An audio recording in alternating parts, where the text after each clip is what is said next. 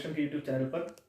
मेरे last video में मैंने डिस्कस किया था कि एक फॉरेस्ट डिजाइन का, how to design a garden like a forest, ये मेरा पहला वीडियो था और मैंने उसमें 7 layers of the forest discuss की थी। और मैंने उसमें डिस्कस किया था कि हम लोग कैसे अपने होम गार्डन को उसके हिसाब से डिजाइन कर सकते हैं। अब इस वीडियो में मैं बताने वाला हूँ कि इस डिजाइन का बेनिफिट क्या है। मैं क्यों कहता हूँ कि हमें अपना जो गार्डन है, होम गार्डन है, टेरेस गार्डन है या पर्माकल्चर फार्म है, वो एक फॉरेस्ट की तरह क्यों बनाना चाहिए। तो वैसे हमने लास्ट वीडियो में डिस्कस किया था कि फॉरेस्ट में 7 लेयर्स होती हैं: canopy layer, substory layer, shrub layers, herb layer, root layer और क्रीपर लेयर। अब ये जंगल काम कैसे करता है, ये इसका जो फंक्शन है वो इस तरीके से होता है कि जैसे सबसे पहले कुछ ऐसे प्लांट्स हैं जैसे हर्ब्स लेयर है, रूट लेयर है और श्रब लेयर है और ग्राउंड कवर है। इनकी लाइफ कंपैरेटिवली बहुत कम होती है और ये कंटिन्यूसली डाई होते रहते हैं अपने टाइम पे, और डाई होके ये कंपोस्ट की फॉर्म में बनते रहते हैं। और उस कंपोस्ट को जो प्लांट्स के नीचे रूट्स में यहाँ पे बैक्टीरियाज हैं, फंगाई हैं, वो उस कंपोस्ट को बायोफूड में कन्वर्ट कर देती है। और इस बायोफूड को ये सारे प्लांट्स अपनी ग्रोथ के लिए यूज में लेके आते हैं। तो इस मॉडल में जो सबसे बड़ा जो रोल है वो रोल है इस बैक्टीरिया का और इस फंगाई का। अगर ये दोनों चीजें नहीं होंगी तो ये जो पूरी जो एक रिएक्शन, पूरा प्रोसेस डिस्टर्ब हो जाएगा हमारा। तो इस प्रोसेस को गार्डन में लेके आना बेसिकली ये सबसे बड़ा बेनिफिट है इस मॉडल का। तो इस बैक्टीरिया और फंगई का जो काम है वो काम क्या है कि ये जो हमारी कंपोस्ट बनती है, ये सारे जितने भी प्लांट्स डाई हो रहे हैं ऊपर धीरे धीरे कंपोस्ट की फॉर्म में आ रहे हैं, तो ये बैक्टीरिया और फंगाई जो है बायोफूड में कन्वर्ट करते हैं और उस बायोफूड को प्लांट्स अपने फूड के रूप में इस्तेमाल करते हैं। तो इसका ये जो पूरा मॉडल है, इसमें जो मेन बेनिफिट हमें ये मिलता है कि बैक्टीरिया और फंगाई बहुत एक्टिव होते हैं, जिससे हमारा कंटिन्यूस जो हमारा बायोमास है, कंपोस्ट है, जो भी हम प्लांट में डालते हैं वो बहुत तेजी से जो है बायोफूड में कन्वर्ट होता है। और बायोफूड में कन्वर्ट होने के बाद प्लांट्स को ग्रोथ के लिए बहुत अच्छा न्यूट्रिशन मिलता है। दूसरा जो बेनिफिट है वो है वाटर मैनेजमेंट। वाटर की जो रिक्वायरमेंट है इस मॉडल के अंदर वो बहुत लिमिटेड होती है, क्योंकि आप देखिए यहाँ पे जो कैनोपी है, ये पूरा जो कैनोपी है ये एक तरीके से ऊपर एक लेयर बना लेते हैं। अब यहाँ का जो टेम्परेचर है, इसका जो टेम्परेचर और यहाँ का टेम्परेचर, इसमें 5 to 8 डिग्री का डिफरेंस मिलेगा आपको। और 5 to 8 डिग्री टेम्परेचर समर्स के टाइम में बहुत ही मैटर करता है। इससे क्या बेनिफिट होता है कि एक तो प्लांट्स को ये जो माइक्रो क्लाइमेट बनता है, यहाँ पे टेम्परेचर मेंटेन रहता है, और कभी भी बहुत ज़्यादा टेम्परेचर जब एक्सट्रीम में चला जाता है समर्स या विंटर्स में, तो यहाँ पे जो प्लांट्स हैं इनको बहुत ज़्यादा एडवर्स इफेक्ट नहीं आ पाता, इसलिए क्योंकि टेम्परेचर मेंटेन रहता है। और इससे पानी बहुत सेव होता है हमारा, क्योंकि सनलाइट जो है बहुत कम यहाँ पे आ पाती है, बहुत लिमिटेड उसमें आती है सनलाइट, ग्राउंड तक को टच कर पाती है। तो जो इवेपोरेशन हो रहा है वाटर का कंटिन्यूसली, वो बहुत लिमिटेड वे में होता है, जिससे कि जो वाटर की रिक्वायरमेंट है वो बहुत कम हो जाती है। तो इस मॉडल का जो मुझे लगता है कि सबसे बड़ा बेनिफिट यही है, वाटर, कम से कम वाटर की रिक्वायरमेंट, और दूसरा एक्टिव बैक्टीरिया या फंगाई, या इनको जीवाणु बोल सकते हैं, जो कि बहुत एक्टिव होते हैं इस मॉडल के अंदर। तो हमारे फॉरेस्ट में 3 तरह के प्रोसेस चलते हैं हमेशा: food process, mineral process, water management.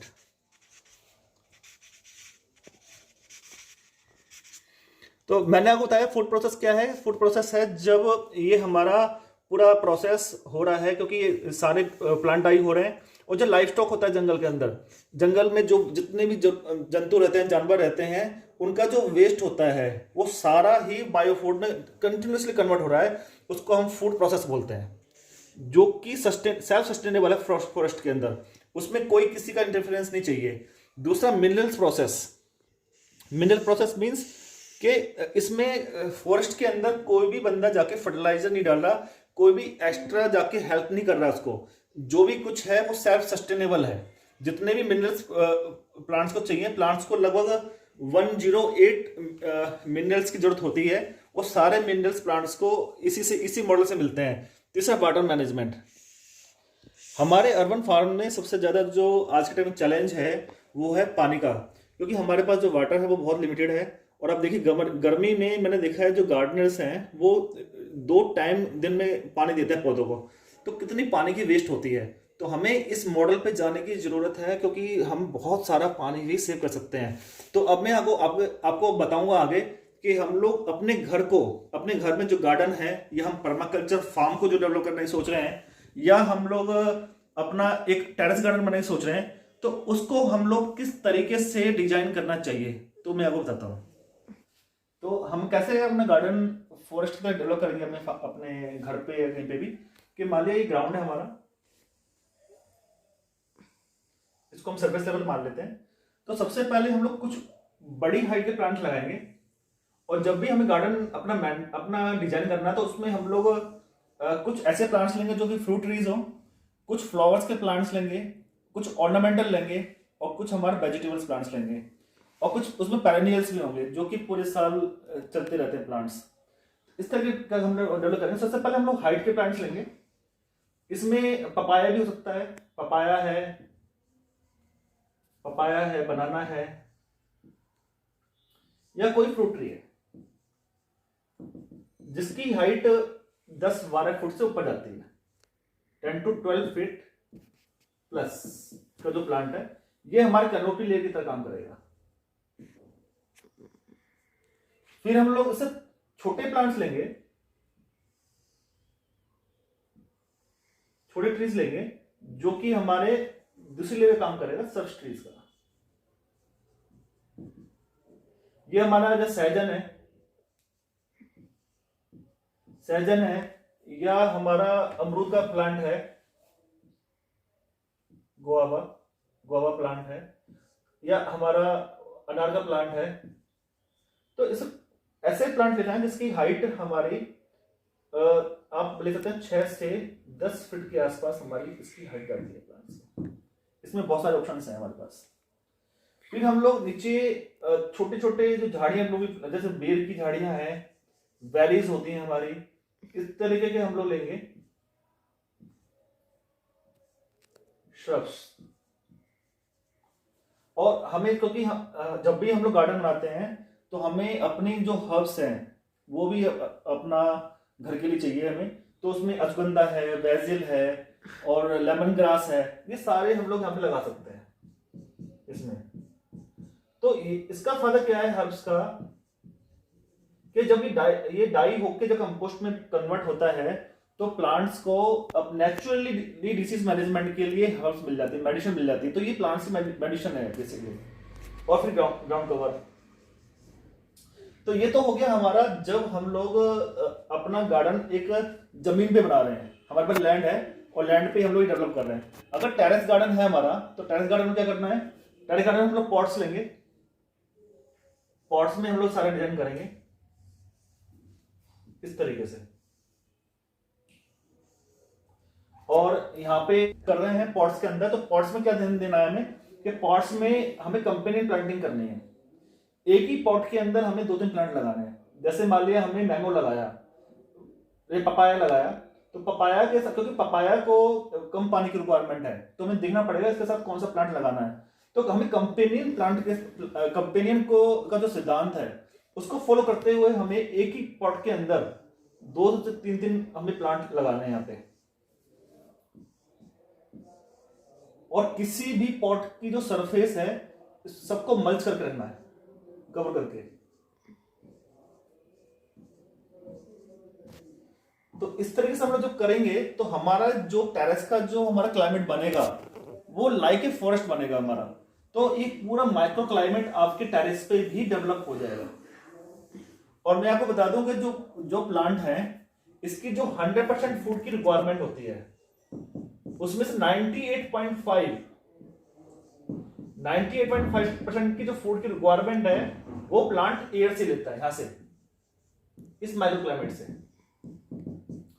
और केवल 1.5% फूड है जो प्लांट सॉइल से लेता है, ये 1.5%। तो आप समझिए कि इस माइक्रो क्लाइमेट की कितनी बड़ी इंपॉर्टेंस है हमारे गार्डन के अंदर। अगर हमने इस माइक्रो क्लाइमेट पर ध्यान दिया और एक बार ये माइक्रो क्लाइमेट बन गया, तो हमें हमारे जो एफर्ट्स हैं, हम लोग जो इतनी मेहनत करते हैं अपने प्लांट को डेवलप करने में, इनकी ग्रोथ के लिए, तब भी हम नहीं कर पाते। तो केवल एक माइक्रो क्लाइमेट डेवलप करके ही हम लोग उसको अचीव कर सकते हैं, क्योंकि जो प्लांट है इसकी मैक्सिमम जो रिक्वायरमेंट है वो इस क्लाइमेट से ही उसको मिल रही है। पॉट से तो वो केवल 1.5% ले रहा है, और 1.5% के लिए एक कंसेप्ट है अमृत मिट्टी। अगर आप अमृत मिट्टी का बनाना सीख लेते हैं, या सॉइल को किस तरीके से जीवित रखना है उसको अगर आप सीख लेते हैं, तो फिर बहुत कुछ रह नहीं जाता गार्डनिंग के अंदर। केवल ये दो कंसेप्ट हैं, एक माइक्रो क्लाइमेट को आपको मेंटेन करना है, दूसरा आपको जो सॉइल है उसको अमृत मिट्टी के लेवल में लेके जाना है। That's all. यही गार्डनिंग के दो सीक्रेट हैं। अगर आपने इनको एक बार आपने अचीव कर लिया, तो गार्डनिंग के अंदर कुछ और है बचा ही नहीं। आपका जो प्लांट है बहुत अच्छा सर्वाइव करेगा, बहुत अच्छा ग्रो करेगा, आपको बहुत अच्छी प्रोड्यूस मिलेगी। और आप जब भी आप अपनी टेरेस पर गार्डन जाएंगे तो आपको पता लगेगा वहां की जो ओरा है पूरे गार्डन का, वो बहुत ही प्लेजेंट है। हर प्लांट आपको खुश है केवल इतना करने के बाद। और दूसरा मैं आपको एक चीज शेयर करना चाहूंगा कि मैंने भी देखा था कुछ यूट्यूब चैनल्स पे लोग बताते हैं कि कुछ लोग बताते हैं कि हमें कुछ सीड्स हैं, जैसे करेले के सीड्स हैं, तो या कुछ और सीड्स हैं जो जिसकी स्किन जो है थोड़ी सी हार्ड होती है, उसको ट्रिक बता रहे थे वो कि पानी में भिगो के रखो, फिर ऊपर का सिरा कैंची से काट दो। तो मैं इस पे कुछ कहना चाहूंगा। मैं कहना चाहूंगा देखो, जो हमारा नेचर है, जो प्रकृति है, वो बहुत हमसे 10 टाइम्स या 100 टाइम्स स्मार्ट है। उसने हर चीज को बहुत ही अच्छे तरीके से डिजाइन किया है। जैसे हम लोग अगर हम लोग मैमल्स की बात करें, मैमल्स के अंदर क्या होता है कि हर किसी की या किसी भी जीव जंतु को आप ले लो पूरी पृथ्वी के ऊपर, सबका अपना प्रेगनेंसी टाइम है। सबका किसी का 2 महीने, किसी 3 महीने, किसी का 10 दिन, किसी का 9 महीने, क्योंकि नेचर को पता है कि उसको इतने टाइम की रिक्वायरमेंट है। उसी के हिसाब से नेचर ने हर सीड को बनाया है।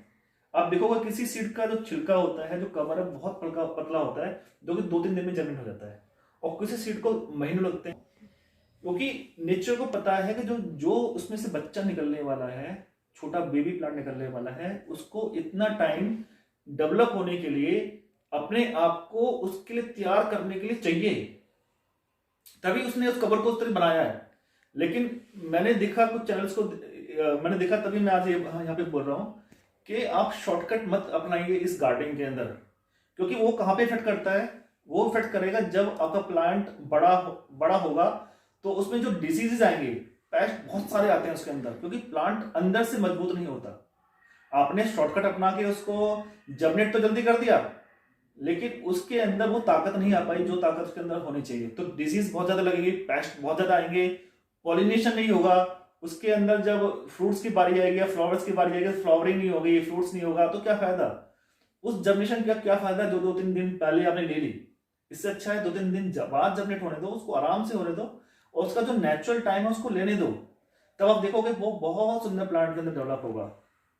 तो आज की जो मेरी कोशिश थी वो ये थी कि मैं आपको बता सकूंगा हम लोग जो फॉरेस्ट का जो ये डिजाइन है, ये कितना चेंजेस आपके गार्डन में ला सकता है। और आप देखिए गर्मियों के दिनों में मैंने खुद देखा है कि हमारे आसपास जो फार्म्स हैं, टेरेस गार्डन में लोग करते हैं, तो सुबह सुबह पानी देते हैं, शाम को उनको पानी देने की जरूरत पड़ती है। तो और आज के टाइम में वाटर क्राइसिस इतना हो गया है हमारी सिटीज के अंदर, हम लोग ये अफोर्ड नहीं कर सकते। तो हमें अपने गार्डन को इस सेल्फ सस्टेनेबल मोड पर लेके ही जाना होगा। तो मैं कोशिश करूंगा कि आपको अपना एक गार्डन दिखाऊं जिसमें मैंने इसी तरीके से डिजाइन किया है, और उस पर किस तरीके से माइक्रो क्लाइमेट बना है और प्लांट कैसे सर्वाइव कर रहे हैं। तो मैं आपको नेक्स्ट वीडियो में मैं आपको उसको बताऊंगा, दिखाऊंगा मैं आपको। तो इस वीडियो में इतना ही। Thank you very much for watching. और मैं आपसे उम्मीद करूंगा, रिक्वेस्ट करूंगा कि आपको अच्छा लगेगा ये वीडियो, इसका कंटेंट, और आप इसको शेयर भी करेंगे, लाइक भी करेंगे, और मेरे चैनल को सब्सक्राइब भी करेंगे। Thank you.